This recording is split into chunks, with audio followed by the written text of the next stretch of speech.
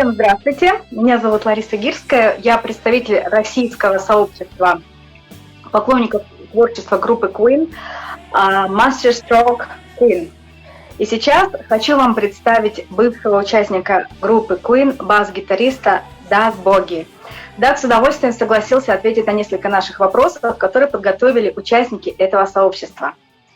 Итак, помните ли вы, когда первый раз в жизни взяли гитару в руки? Почему вы выбрали именно бас-гитару в качестве инструмента? Hello, music lovers. Thank you, Masterstroke Queen, for inviting me to talk with you today. Well, how did I get started? Well, my older brother was in an amateur band. Quite an achievement, as guitars and amps were hard to find all that time ago. I was about 8 years old, and I loved messing around with his guitar, a Hofner Colorado. I really became interested in sound and recording, and I was always playing around with my dad's open-reel tape recorder. I discovered how to make double recordings and make them phase. I was hooked for life. At school, a small group of us were into blues and the new blues rock, which meant John Mayall and the Blues Breakers, Led Zeppelin, Cream, and of course the Progressives, Yes. So we started a band, and we had a great guitar player in Mick Spinks, so I got the job of bass. Помните ли вы, записи каких треков были на момент вашего нахождения в составе группы Queen? At the time I auditioned and joined Queen, they had already been in the brand new Delane Lee studios in Wembley, making demos as guinea pigs for the technical staff. Now, I didn't know this, but bizarrely, 2 years later, I got my first studio job at Delane Lee and found those demos in the tape vault. Very strange feeling. Какие треки вы репетировали и как проходили репетиции? Можете ли вы вспомнить что-то интересное? We rehearsed songs from the first album and some from Queen too. I always loved Son and Daughter, a great riff with so much power.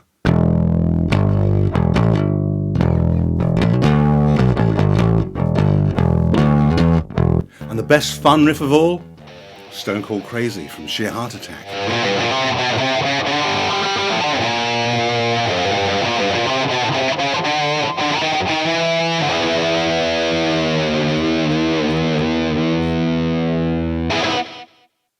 Сохранились ли у вас какие-нибудь аудиозаписи или фотографии с участниками Queen?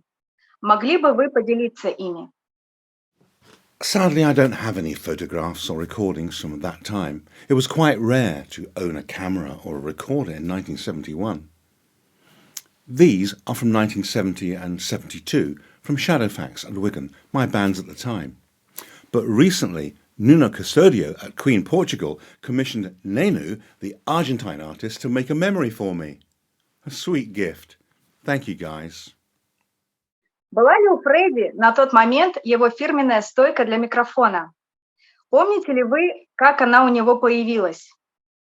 Freddie and his magic microphone stick. Well, I can't remember him using one back then. He was not the outgoing frontman that he became over the next few years. And of course, a lot of our equipment was borrowed. На первых двух альбомах Queen отчетливо слышна ориентация музыкантов группы на стилистику модных тогда пионеров хардкор-рока Led Zeppelin, Deep Purple и даже Black Sabbath, конкретно в песне Son and Daughter. Приходили ли вам подобные мысли в голову в момент работы с группой? Или, возможно, позже, например, при прослушивании демо, в том числе песни Son and Daughter, могли бы вы что-нибудь добавить по этому поводу? Или же, может быть, у вас есть собственные соображения, ощущения о раннем музыкальном стиле Queen? Queen and Queen 2 will always be my favourite albums, as they show the roots of the music in rock and blues. My previous amateur bands were big into blues and heavy riffs, so I felt very at home playing early Queen songs. As Queen became more professional and confident, the music did radically change. They incorporated much more of Freddie's piano-based love songs and then John's fantastic pop songs. And with the heavy drum and guitar arrangements, a whole new style of pop and rock emerged. Как бы вы охарактеризовали Брайана, Роджера и Фредди?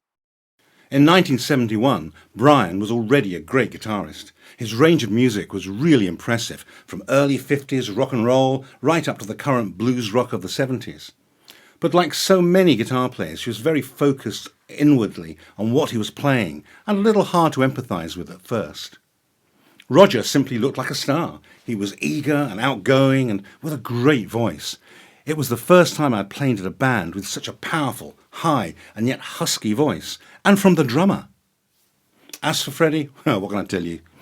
He was quiet and not a great singer back then, almost seemed embarrassed to sing out to the room, and it was a very unusual sound.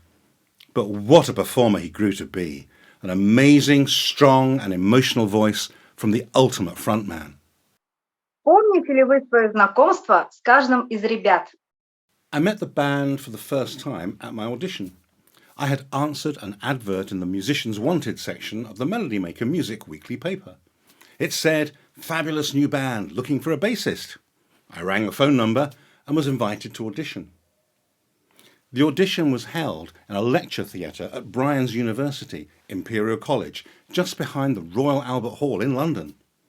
I was welcomed by John Harris, the roadie. Roger and Bryan were already there, and we simply jammed around some old blues and rock tunes.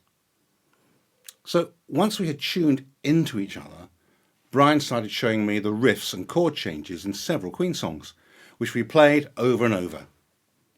Then Freddie arrived, with Mary on his arm, and wearing his trademark dead cat fur jacket. He always had style. And so, after running the songs with Freddie, they offered me the job. Shame it didn't last. В беседе с Джимом Джейкинсом на Queen Convention 2014 года вы упоминали, что из всех участников группы вы предпочитали Роджера Тейлора. Общаетесь ли вы с ним в настоящий момент? Sadly, no. When I left, that was it. I got on with my life. But in later years, I did do some work with the International Fan Club based in the United Kingdom, including working at the conventions, doing video screens, played a couple of times, and producing their COVID online convention programs for the last couple of years. That was great fun, working with another great tech, Andy Bacon.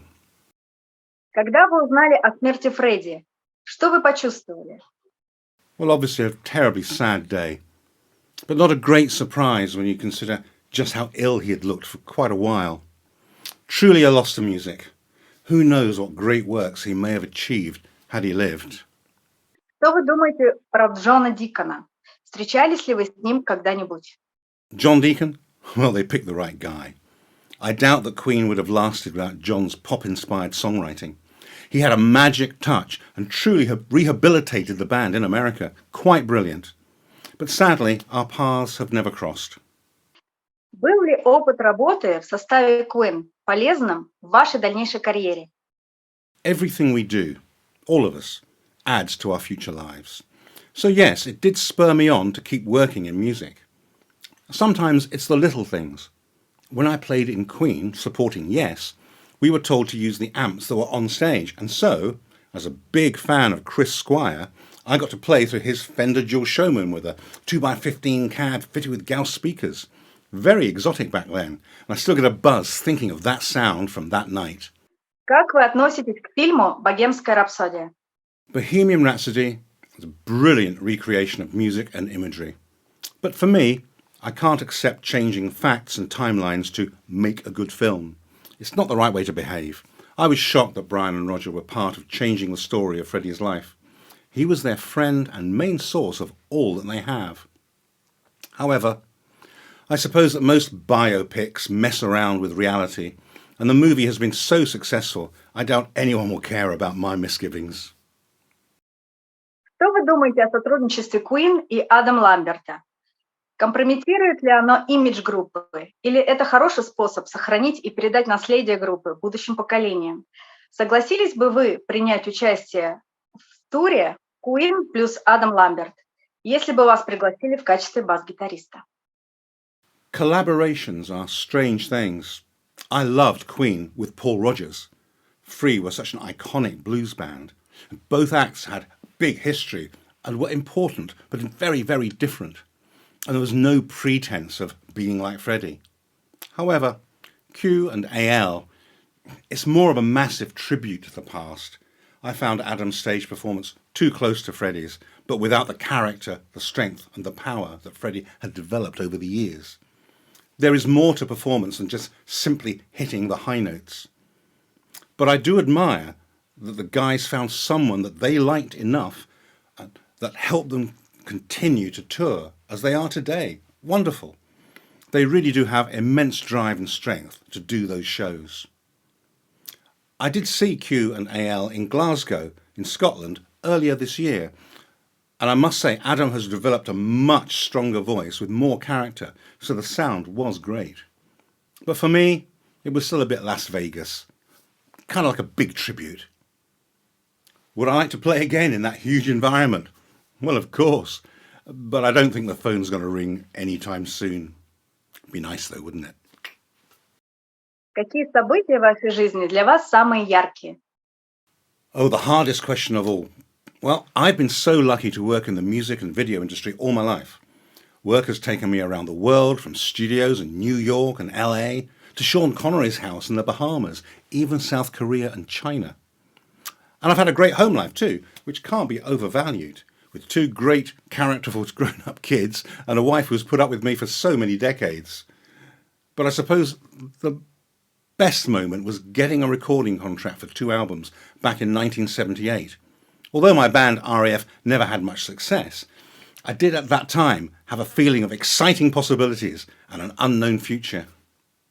Чем вы занимаетесь в данный момент? Какое место в вашей жизни сейчас занимает музыка? After Queen, I continued playing in amateur bands, but the big thing that happened to me was getting a job as a junior engineer at Delane Lee recording studios. I was lucky enough to be trained by great studio engineer Dick Plant, and my first projects were ELO on the Third Day, followed by Renaissance, Turn of the Cards, and so many more wonderful experiences. It was during this time that I found the Queen demo tapes in the tape vault. Creepy. Then I was invited to join CBS Records' recording studio team in central London, working with many CBS artists and even getting a few seconds as an extra in the Who movie Tommy as they filmed the TV studio scenes there. But I became a little tired of the large corporation way of doing things and decided to move to Edinburgh in Scotland to run a small studio. I formed a working relationship with a singer and songwriter, Dave Valentine, and we recorded a demo album which I took to Los Angeles and, after many knockbacks, got a deal with A&M Records in Hollywood. We got a band together in Edinburgh with some great local musicians and started gigging. We did make a second album, but sadly did not have enough commercial success to be asked for a third. So I refocused my efforts back to being a sound engineer, and with changing technology, I also moved into video editing.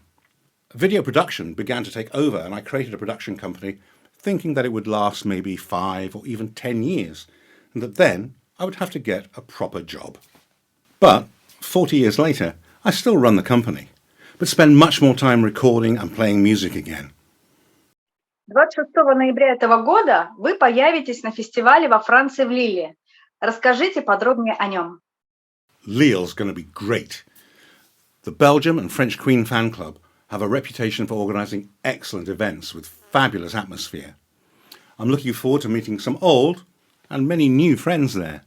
Live music is a big part of the event, with Bulsara and his Queenies and local band Fat Bottom Boys. And there's a chance to sing your favourite Queen song with a cover band, Rock You, and even step up and play your guitar. It's going to be a grand day. Впервые ли вы встретитесь с Барри Митчеллом? Barry and I met 6 years ago at the UK Queen Convention and have become friends, as well as members of the most exclusive Queen Club. Just 2 members now.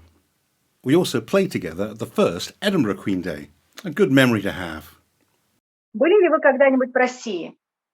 Что бы вы в заключение сказали русскоязычным фанатам Queen?